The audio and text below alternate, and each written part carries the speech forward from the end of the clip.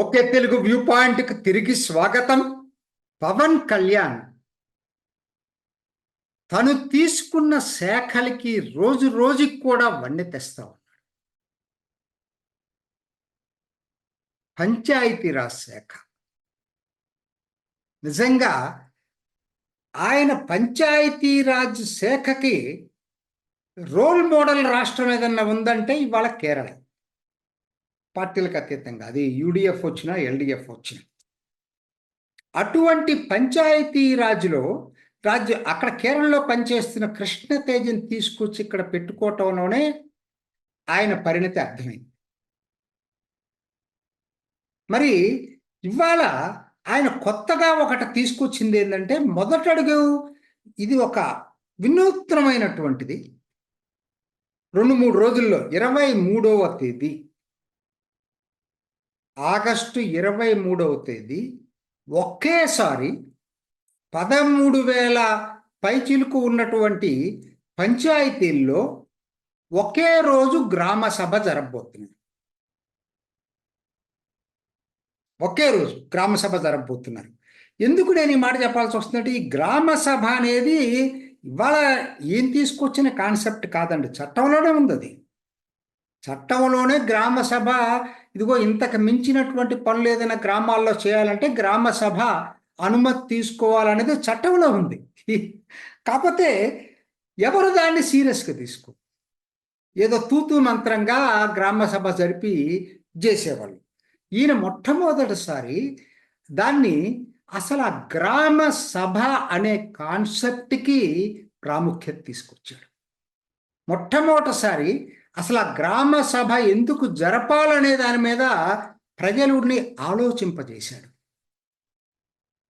గ్రామ సభ ఒక్కసారి మీరు గుర్తు చేసుకోండి, ఇప్పటిది కాదండి, ఇది వేల సంవత్సరాల నుంచి భారత్లో గ్రామ సభ జరగటం అనేది ఆనవాయితీ.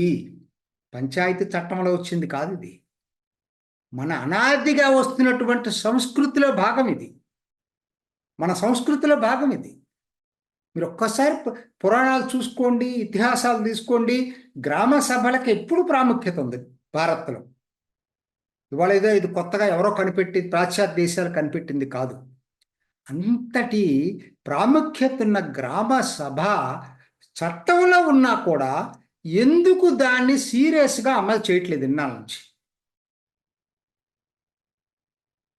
ఏదో పుస్తకాల్లో రాసుకుంటారండి.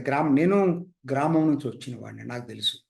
పుస్తకాల్లో రాసుకుంటారు, నిజమైనటువంటి గ్రామ సభ ఎప్పుడు జరగదు. ఇవాళ దాన్ని పవన్ కళ్యాణ్ ఇన్సిస్ట్ చేశాడు. గ్రామ సభలు ముందుగా 2 రోజుల ముందు చాటింపు వేసి అందరూ పాల్గొనేటట్టు చేసి దాన్ని మీరు గ్రామ సభలు జరపాలి, దానికి బాధ్యులు మీరే అని చెప్పి అధికారులకు కూడా చెప్పాడు. చేయకపోతే ఏం జరుగుతుందో కూడా చెప్పాడు. నిన్న ఆయన మాట్లాడిన దాంట్లో శుద్ధి మెత్తంగా వాళ్ళని వారించాడు. ఎక్కడా అవినీతిని సహించనని చెప్పాడు. మరి అటువంటి గ్రామ సభలు ఇవాళ జరపటం అనేటువంటిది ఒక వినూత్నమైనటువంటి ఆలోచన. ఒకే రోజు జరుగుతున్నాయి ఇవన్నీ కూడా. మరి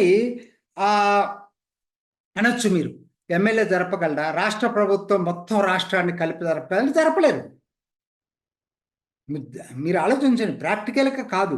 మూల స్తంభాలు ప్రజాస్వామ్యాన్ని గ్రామం అండి.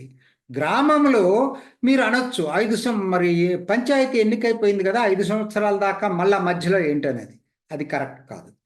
జనం భాగస్వామ్యంతోనే ఏదైనా జరగాలండి. ప్రజల భాగస్వామ్యంతో, జన భాగీరథి అంటారు దీన్ని. సో దీంట్లో ఆ కాన్సెప్ట్తో ఈ గ్రామ సభ అనేది చట్టంలో చేర్చారు. ఇన్నాళ్ళకి మళ్ళా గ్రామ సభలకి కళ వచ్చిందండి, వన్నె వచ్చిందండి, ప్రాముఖ్యత వచ్చిందండి. ఇది రాష్ట్రం మొత్తం చేయమంటే చేయలేరు కదా. కాబట్టి మనం ఇవాళ దీన్ని పవన్ కళ్యాణ్ ఇన్ని రోజులకి దీన్ని చట్టాలున్నా పునరుజ్జీవం తీసుకొచ్చింది మాత్రం పవన్ కళ్యాణ్. అది ముఖ్యమైనటువంటి గ్రామీణ పథకం ద్వారా, ఉపాధి పథకం, గ్రామీణ ఉపాధి పథకం ద్వారా దాదాపు 2,000 కోట్ల రూపాయలు ప్రభుత్వం గ్రామీణ ఉపాధి పథకానికి ఇక్కడ ఖర్చు పెడుతుంది.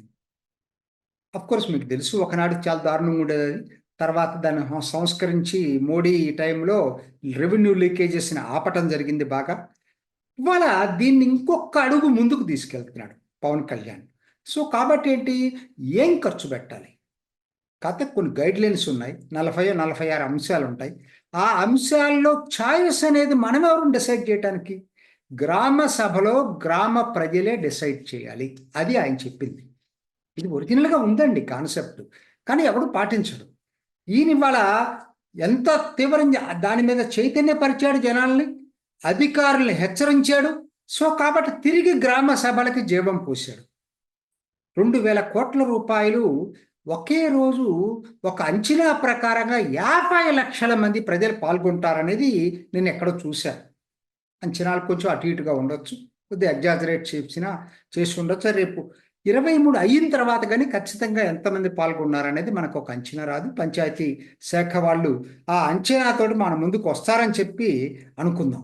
ఎందుకంటే నేను చెప్పాల్సి వస్తుంది, ఆయన అసలు పంచాయతీకి మొదటిసారిగా స్వాతంత్ర దినోత్సవ వేడుకలకి 100 రూపాయలది 10,000 చేయటం, 250 రూపాయలది 25,000 రూపాయలు చేయటంతోనే పంచాయతీ రాజ్ శాఖ కళ వచ్చిందని చెప్పి అప్పుడే అనుకున్నాం.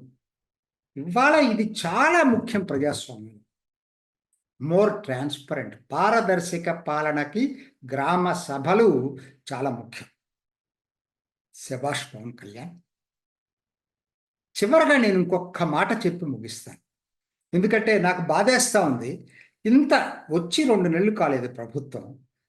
పవన్ కళ్యాణ్ అభిమానులను చెప్పుకునేటువంటి వాళ్ళు మరి తొందరపాటుతో చేస్తున్నారా, తెలిసి చేస్తున్నారా, తెలియక చేస్తున్నారా తెలియదు, కానీ ఫ్యూచర్ 2029 భావి ముఖ్యమంత్రి పవన్ కళ్యాణ్ని వీడియోల్లో ఇంటర్వ్యూలు ఇస్తున్నారు. ఒకవైపు పవన్ కళ్యాణ్ జనసేన అభిమానులని చెప్పుకుంటున్నారు, కానీ 2 నెలలండి సంకీర్ణ ప్రభుత్వం ఇది. అంటే సంకీర్ణ ప్రభుత్వం చక్కగా నడుస్తున్న టైంలో పొరపచ్చాలు పెట్టడానికి ఇది ఉపయోగపడదా నేను అడుగుతున్న ప్రశ్న. ఆ రోజు ఏం జరుగుతుందో 5 సంవత్సరాల తర్వాత ఇప్పుడు అనవసరం.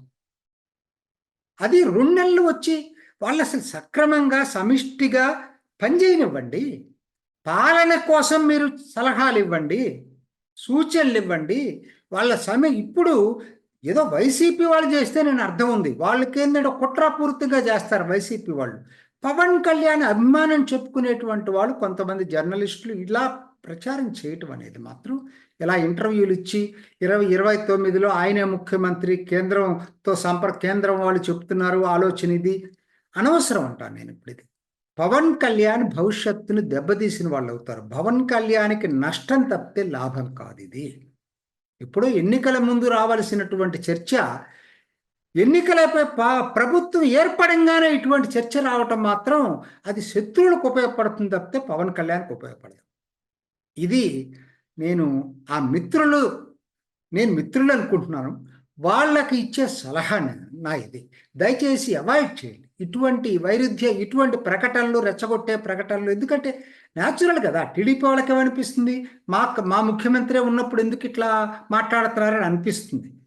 అంత మాత్రం నేను కాడని కూడా నేను చెప్పట్లేదు. టైం వచ్చినప్పుడు మాట్లాడండి.